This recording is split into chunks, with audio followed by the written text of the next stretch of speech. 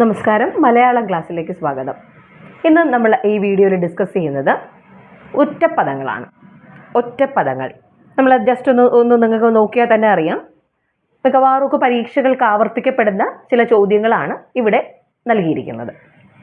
മകളുടെ മകൾ ദൗഹിത്രി. മകളുടെ മകൾ ദൗഹിത്രി. ഒന്നാമത്തത് കേട്ടപ്പോൾ തന്നെ വീഡിയോ നിർത്തിയിട്ട് പോകണ്ട. നമ്മൾ സ്ഥിരമായിട്ട് നമ്മളൊന്ന് ശീലിച്ചു കഴിഞ്ഞാൽ ഈ ചോദ്യങ്ങൾക്കൊക്കെ ഉത്തരം നമുക്ക് കിട്ടും. അപ്പോൾ തുടക്കക്കാര് എന്തായാലും എന്ത് ചെയ്യുക, റിപ്പീറ്റ് ചെയ്ത് കാണുക. ഓക്കെ. മകളുടെ മകൾ ദൗഹിത്രി. മകളുടെ മകളെ എന്താ ഒറ്റപ്പദം എങ്ങനെ പറയും? ദൗഹിത്രി. ദൗഹിത്രി. എളുപ്പത്തിൽ ചെയ്യാവുന്നത് സുഗരം. സുകരം. സുഖകരമല്ല, സുഗരം. എളുപ്പത്തിൽ ചെയ്യാവുന്നത് സുഗരം. ഭർത്താവിൽ നിഷ്ഠയുള്ളവൾ പതിവ്രത. ഞാൻ അവിടെ റെഡും ഗോൾഡും മാർക്ക് ചെയ്ത് ശ്രദ്ധിച്ചോ നിങ്ങൾ? അത് സാധാരണയായിട്ട് സ്പെൽ ചെക്ക് മീൻസ് അതിൻ്റെ അക്ഷരപ്പിശകൊക്കെ നോക്കാനായിട്ട് ശുദ്ധപദം ഏത് എന്നൊക്കെ പറഞ്ഞ് ചോദിക്കാറുണ്ട്. ശരിയായ എഴുതിയിരിക്കുന്ന ഏതാ? നമ്മൾ സാധാരണ വ്രതം, പതിവ്രത എന്നൊക്കെയാണ് നമ്മൾ പറയുന്നത്. വ്രതം വ്രതം അല്ല, ഇത് പതിവ്രതയാണ്. വ്രതമാണ് കറക്റ്റ്. അതിനാണ് റെഡിൽ മാർക്ക് ചെയ്തേക്കുന്നത്. ഭർത്താവിൽ നിഷ്ഠയുള്ളവൾ പതിവ്രത. ഭർത്താവിൽ നിഷ്ഠയുള്ളവൾ പതിവ്രത.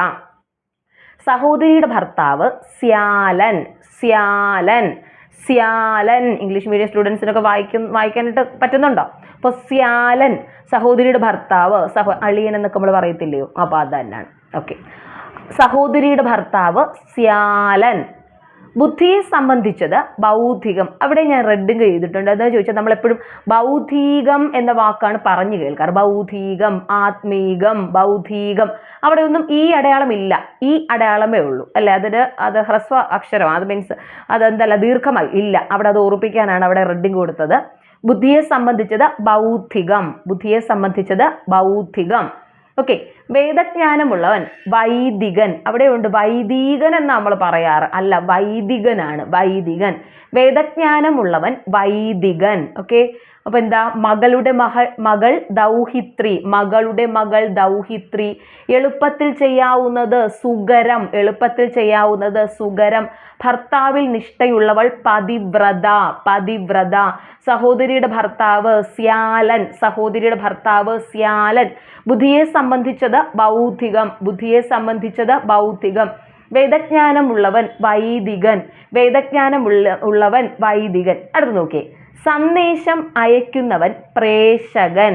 ഞാൻ പ്രേക്ഷ എഴുതാൻ വിട്ടുപോയി എന്ന് വിചാരിക്കരുത്. പ്രേഷകൻ തന്നെയാണ്. ഓക്കെ. സന്ദേശം അയക്കുന്നവൻ ആരാ? പ്രേഷകൻ.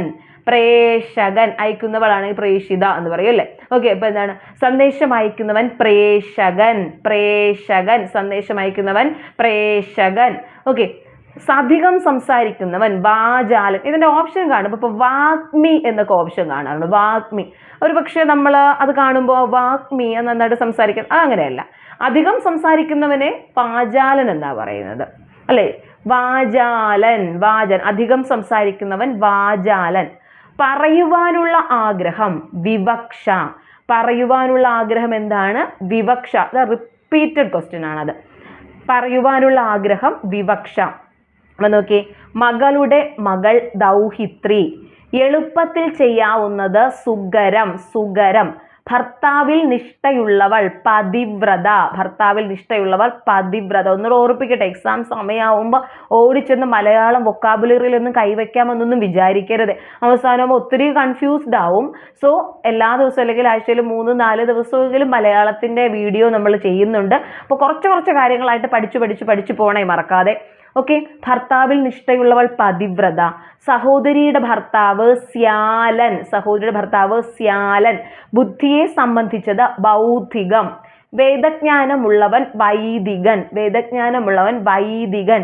സന്ദേശം അയക്കുന്നവൻ പ്രേഷകൻ. സന്ദേശം അയക്കുന്നവൻ പ്രേഷകൻ. അധികം സംസാരിക്കുന്നവൻ വാചാലൻ. അധികം സംസാരിക്കുന്നവൻ വാചാലൻ. പറയുവാനുള്ള ആഗ്രഹം വിവക്ഷ. പറയുവാനുള്ള ആഗ്രഹം വിവക്ഷ. ഓക്കെ. Thank you.